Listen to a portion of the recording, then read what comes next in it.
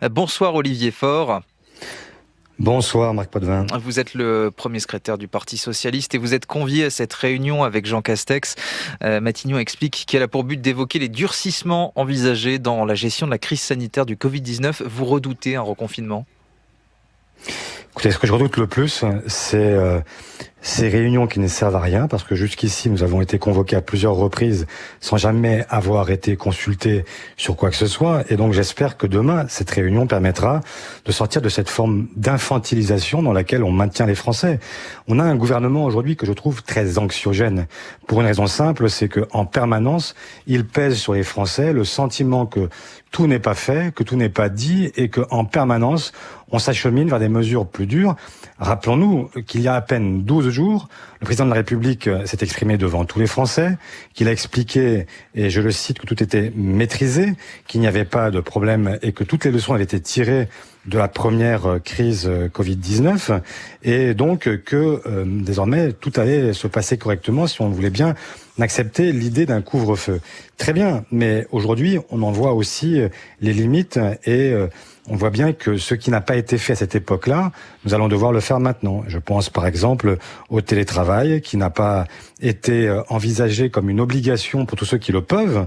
Or, on a parlé des restrictions pour les réunions familiales, les réunions amicales, etc. Mais on le sait bien, l'endroit où on se contamine le plus, ça reste le travail, ça reste l'université. Et donc, ce sont ces lieux-là aussi qu'il faut viser. Et moi, ce que j'aimerais, c'est que demain, on mette tout sur la table, qu'il y ait la possibilité pour chacune et chacun de s'exprimer et de dire ce à quoi il est prêt, et ensuite qu'il y ait une forme de solidarité autour de ces mesures, mais qu'on arrête de prendre les Français pour des cruches. Ils ont bien compris ce qu'il se passait, et donc ils veulent aujourd'hui qu'on leur dise les choses clairement, qu'on ne leur annonce pas semaine après semaine ce qui va se passer. Olivier Faure, vous évoquiez les universités à l'instant. Est-ce que vous êtes partisan, on voit l'idée qui circule déjà, de ne pas rouvrir les universités, de même que les collèges et les lycées à la rentrée dans une semaine ?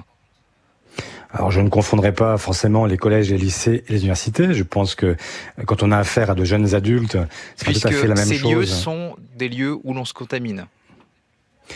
Je pense que les universités sont des lieux effectivement où il y a beaucoup d'interactions et c'est assez logique, mais je ne confonds pas les uns et les autres parce que je sais aussi ce qu'il en coûte pour les classes, les plus petites classes, et c'est très compliqué pour nos enfants de se retrouver dans une situation où ils sont pendant 2 années scolaires complètement perturbés. Donc autant qu'il est possible, je souhaite qu'on maintienne les collèges et les lycées ouverts.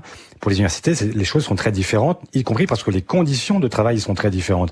Les amphithéâtres surchargés à 400 ou à 500, c'est pas possible. En revanche, des classes où on arrive à maintenir une distance, où les masques sont portés, où peut-être qu'on élargit les protocoles et on fait en sorte que ce soit peut-être plus strict encore. Mais enfin, je crois qu'il faut éviter de tout mélanger, et surtout pour les lieux de travail, là, partout où on a des gens qui peuvent télétravailler, il faut télétravailler, ne serait-ce que pour décharger les transports, faire en sorte que, y compris, et je pense notamment aux Franciliens, que les services qui leur sont assurés pour entre 19h et 21h, puisqu'il y a un couvre-feu, eh bien, on fasse comme si c'était une heure de pointe, parce qu'il y a beaucoup trop de gens aujourd'hui qui prennent le train à ces heures-là, le RER, le métro, etc., et qui donc se retrouvent confrontés à la multitude. Ça n'est pas possible. Ouais, Olivier Faure, vous parliez tout à l'heure d'un discours anxiogène tenu par le gouvernement. Est-ce que ce discours n'est pas à la mesure de la situation ce soir ? On a plus de 2700 malades du Covid en réanimation sur une capacité totale de 5800 lits à l'échelle nationale.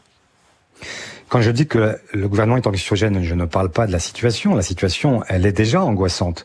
Et l'évidence, c'est que chacun d'entre nous a peur pour lui-même, pour ses proches, et c'est tout à fait compréhensible.